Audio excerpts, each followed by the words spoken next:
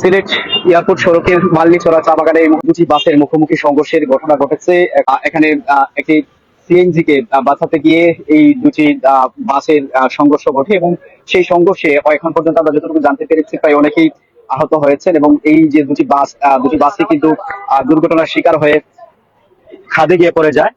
যেমনটি আসলে দেখতে পাচ্ছেন এখানকার যারা স্থানীয় যারা ছিল তারা আহত যারা হয়েছে বাসের যাত্রী তাদেরকে তাৎক্ষণিক উদ্ধার করে ওসমানী মেডিকেল কলেজ হাসপাতালে প্রেরণ করা হয়েছে। আমরা যতটুকু জানতে পেরেছি এখানে এসে এই ঘটনায় কোনো গুরুতর কেউ আসলে আহত হওয়ার ঘটনা ঘটেনি। আমরা এখানকার স্থানীয়রা যারা আসলে উদ্ধার কাজে এসে সহযোগিতা করছেন তারা যেমন আসলে বলছিলেন যে একটু আগে আপনারা জানেন যে সিলেটে বৃষ্টি হয়েছে এবং এই বৃষ্টিতে সড়ক পিচ্ছিল হওয়ার ফলে কিন্তু সড়কে যে এই যে দুটি বাসের যে সংঘর্ষ ঘটেছে সেটি আসলে আহ সড়ক পিচ্ছিল থাকার ফলেই আসলে তারা ব্রেক ফেল করে এবং ব্রেক ফেল করেই আসলে এই দুর্ঘটনাটি ঘটেছে এমনটি আসলে প্রাথমিকভাবে বলা হচ্ছে। এবং আমরা এখানে এসে যেমনটি আসলে দেখতে পাচ্ছেন আপনারা যে এই বাসটি যেটি দেখছেন এটি সম্ভবত শহরে প্রবেশ করতে যাচ্ছিলেন এবং অপর প্রান্তে যে সাদা পাথরের যে বাসটি আমরা দেখেছি সেটি শহরের আহ প্রবেশের জন্যই বা শহর থেকে সাদা পাথর উদ্দেশ্যে যাওয়ার জন্যই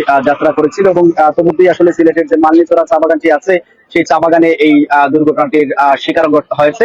এবং আমরা যতটুকু আসলে এখানে এসে জানতে পেরেছি এখানে পুলিশ উদ্ধার তৎপরতা চালাচ্ছেন, তারা কিন্তু খবর শুনেই তারা এখানে ছুটে এসেছেন এবং অপরদিকে এই বাসে যারা আসলে আহত হয়েছেন এই দুর্ঘটনায় তাদেরকে হাসপাতালে প্রেরণ করা হয়েছে। ইতিমধ্যে একটি সিএনজি কে বাঁচাতে গিয়ে এই দুটি বাসের মুখোমুখি সংঘর্ষ হয়েছে এবং ইতিমধ্যে আমরা যেমন জানতে পেরেছি প্রায় 8 থেকে 10 জন কে উদ্ধার করে ওসমানী মেডিকেল কলেজ হাসপাতালে তাদেরকে চিকিৎসার জন্য প্রেরণ করা হয়েছে।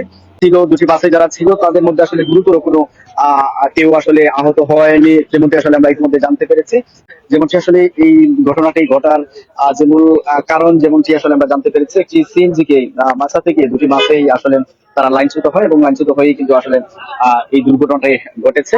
এবং এই যে সাদা পাথরের যে বাসটি দেখতে পাচ্ছেন সাদা পাথরের বাসটি একেবারে কিন্তু বাগানের ভিতরে গিয়ে প্রবেশ করেছে লাইন থেকে এবং অপর যে বাসটি আছে সেটি কিন্তু একেবারে রাস্তা থেকে একেবারে খাদের কিনারে গিয়ে পড়েছে। অর্থাৎ যারাই আসলে এই বাসের যাত্রী ছিলেন দুটি বাসের তাদের মধ্যে আসলে কোনো ধরনের বড় ধরনের কোনো ক্ষয়ক্ষতি হয়নি যেমন আমরা জানতে পেরেছি।